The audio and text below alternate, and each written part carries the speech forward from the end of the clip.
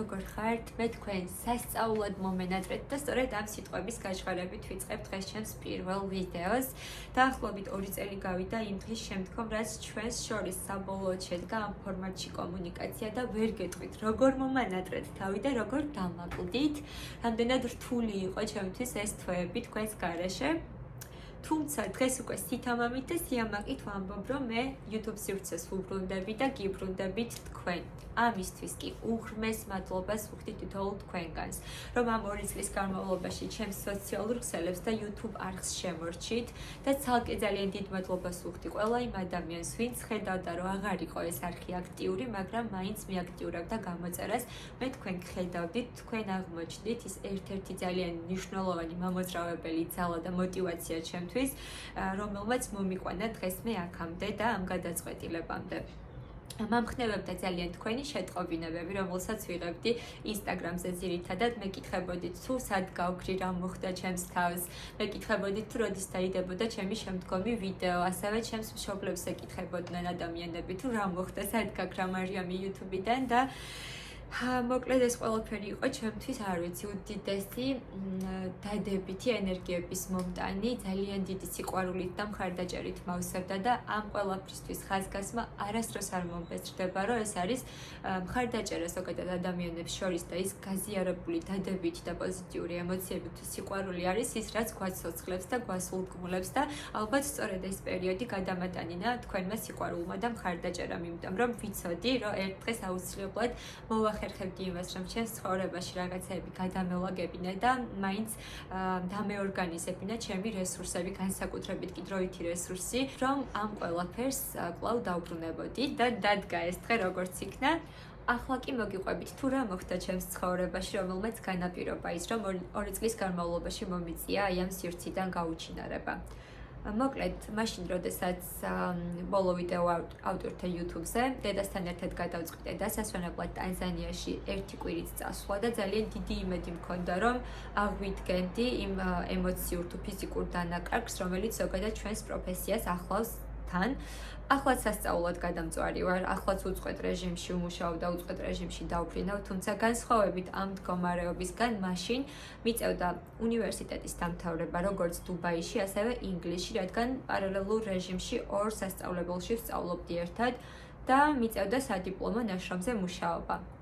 ზუსტად იმ დღეებში დამიკავშირდა მეილის საშუალებით უნივერსიტეტი და მასნობას, რომ რაღაც ნაწილი მქონდა მანამდე გადასაგზავნი დროზე უფრო ადრე. და ფაქტობრივად იქ ყოფნის ის 1 კვირა ჩამშხამდა და ჩაშხამდა დედასაც, იმიტომ რომ დილის საათებში თუ ახერხებდით იმას, რომ შეგვერგო მაინც მეტნაკლებად იქ ყოფნა და შეგვეგრძნა, საღამოს უკვე ჩემი ლეპტოპით დავრბოდი წინ და უკან. პირველი 2 დღის განმავლობაში მაინც მოვახერხე რაღაც ვიდეოების გადაღება და ვაპირებდი, რომ თქვენთვის წარმოედგინა ეს ვიდეო, თუმცა შემდეგმა დღეებმა ისე გამირთულა ყველაფერი, მივხვდი, რომ ჩემს ცხოვრებაში ასე ყველაფერი ერთად ფაქტობრივად ვერ გამოვიდო და ვიყავი მართლა ძალიან დაღლილი და თან სტრესში. ჩამოვედი თუ არა დუბაიში უკან. მომიწია სავიზო პროცესების გავლა იმისთვის, რომ ვიზა გამეგრძელებინა სასწავლო ინგლისის და წავსულიყავი უკვე დაჯილდოების ცერემონიისთვის. ანუ იქ დასასწრებად, რომლისთვისაც სასწაულად ვემზადებოდი და დღემდე საოცრად მწყდება გული, რომ ეს ყველაფერი საბოლოოდ არ გამოვიდა, რადგან ვიზა გამიგრძელეს, მაგრამ ჩემმა კომპანიამ ვერ მოახერხა ის, რომ ჩემთვის მოეცათ თავისუფალი დღეები ამ პერიოდში და შესაბამისად ჩემი დაჯილდოების ცერემონია მორჩა უკან. მაგრამ დუბაიში მოვახერხე ეს ყველაფერი და მაინც მიხარია, რომ ჩემს მოგონებათა ნუსხას შემორჩა ეს სასწაული მოგონებას და ეს სასწაული გამოცდილებაც.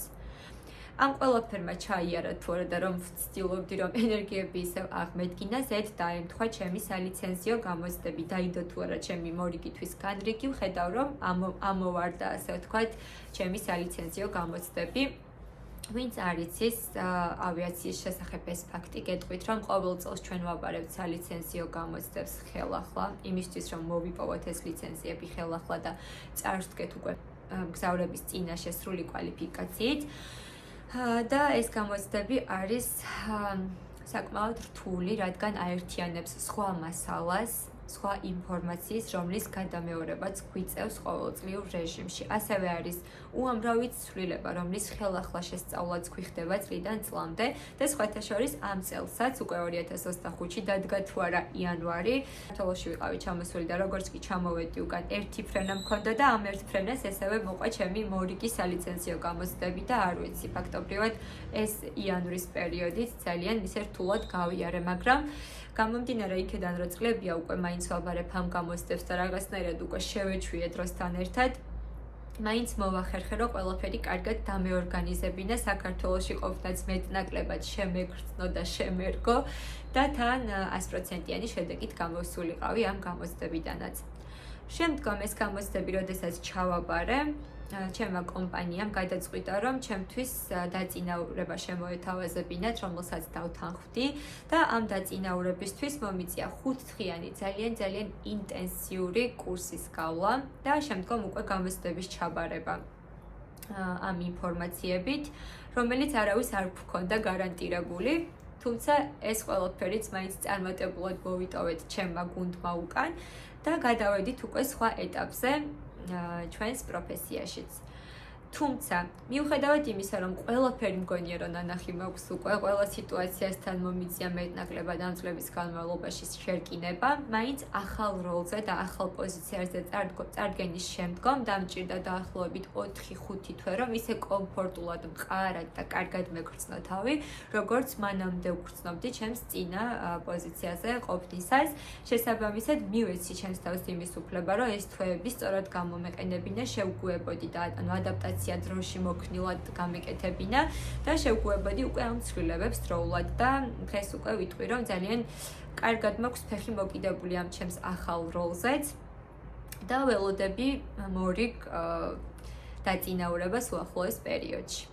ხო და მოკლედ, რომ აღარ მოგაბეზროთ თავი ჩემი ისტორიებით, იმის თქმა მინდა, რომ ძალიან სტრესულად ჩაიარა ამ პერიოდმა. რა თქმა უნდა, იყო უამრავი სასიხარულო მომენტის, როგორც იყო თუნდაც ეს დაჯილდოება, თუნდაც ეს დაწინაურება. ასევე იყო ერთი გრძელვადიანი პროექტი, რომელზეც ვიმუშავე და ერთი სული მაქვს, რომ ეს პროექტი უკვე განხორციელდეს უახლოეს პერიოდში. საკუთარი პროექტი არის და ძალიან დიდი დრო წაიღო ამ დეტალებზე მუშაობამ, რა თქმა უნდა.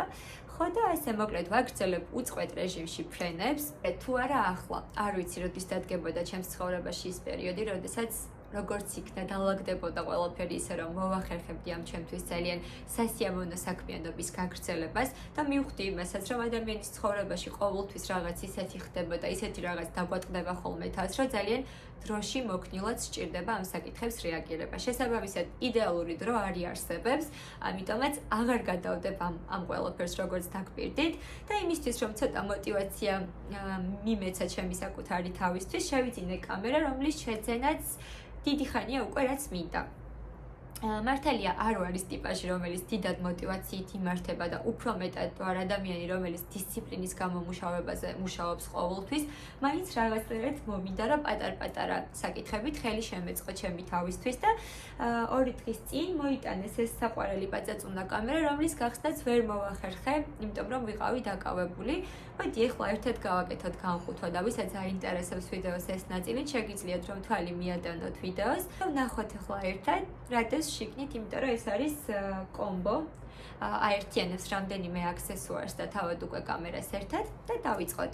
მოკლედ, ასე გამოიყურება ეს ჩემი საყვარელი DJI-ის ახალი კამერა.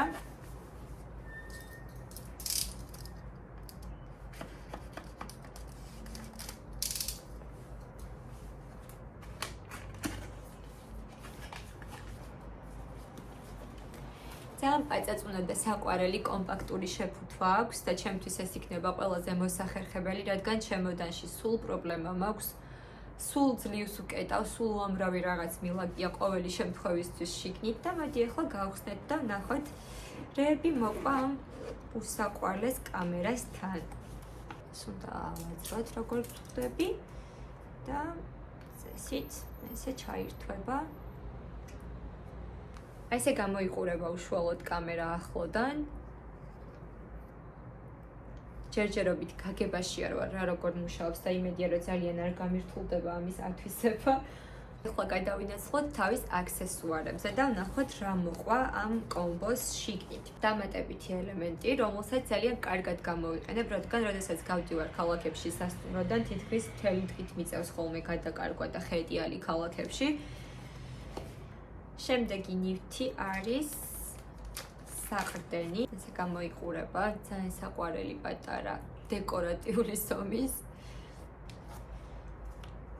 რაც შეეხება ამ აქსესუარს, ეს არ ვიცი სიმართლე გითხრათ რა არის, გამოიყენება მხოლოდ იმისთვის, რომ დაგრძელდეს ეს კამერა და უფრო მოსახერხებელი იყოს გამოსაყენებლად, თუ ესეც ითავსებს, ასე ვთქვათ, დამატებითი ელემენტის ფუნქციას, მაგრამ ამას გავარკვევ. ესეთი საყვარელი პატარა მიკროფონი, რომელსაც ვიცი, რომ საკმაოდ კარგი ხარისხი აქვს და ერთი სული მაქვს, რომ დავტესტო უკვე შემდგომი ვიდეოებისთვის. და ამას წესით უნდა მოყვეს თავისი საყვარელი ღუნღულა თავიც. აი, აქ არის. ასევე მოყვა აი ასეთი ხელში დასაჭერი სამაგი, რომელიც ჩემთვის ყველაზე მნიშვნელოვანია იმისთვის, რომ ხელიდან არ გამივარდეს მოძრაობის დროს. შემდეგი ნივთი არის ლინზა, რომელიც როგორც ვიცი შესაძლებლობას მომცემს, რომ უფრო ფართე კუთხიდან გადავიღო ვიდეოები და უმაგრდება თავად კამერას ზედ და ეს არ ვიცი რა არის.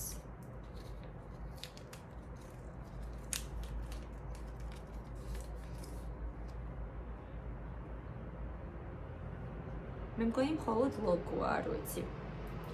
ამას გავარკვევ, რისთვის არის. ასე გამოიყურება ცარიელი ჩანთა შიგნიდან, საკმაოდ კომპაქტურად და კარგად იტევს ყველაფერს და როგორც უკვე ვთქვი, მისი ზომა ჩემთვის არის ყველაზე სასიხარულო რამ. ახლა კი მოდი წარმატებები ვუსურვოთ მე და შენ ერთმანეთს. დიდი იმედი მაქვს, რომ მალე და ძალიან მარტივად მოვახერხებ ამ კამერის გამოყენებას. თქვენ კი უხმეს მადლობას მოგიხდით იმისთვის, რომ ამ დროის განმავლობაში დარჩით ჩვენთან, მოისმინეთ ჩემი ისტორია და ასევე ეს საყვარელი კამერა გამოვხუთეთ ერთად. და ძალიან გამიხარდება თუ ამასობაში დამიტოვებთ შეტყობინებებს ან დაწერთ კომენტარებში თუ რა გაინტერესებთ ჩემი ცხოვრების შესახებ ან ჩემი კარიერის შესახებ დღეს თქვენ, რადგან 2 წელი გავიდა იმ დღის შემდგომ, რაც საბოლოოდ დავსიეს შეკითხვა თქვენს წინაშე და შეიძლება საერთოდ სხვა რაღაცები გაინტერესებთ დღეს. მე კი ამასობაში გემშვიდობებით, კარგ დღეს გისურვებთ წინ, კარგ საღამოს გისურვებთ წინ და მომავალ შეხვედრამდე.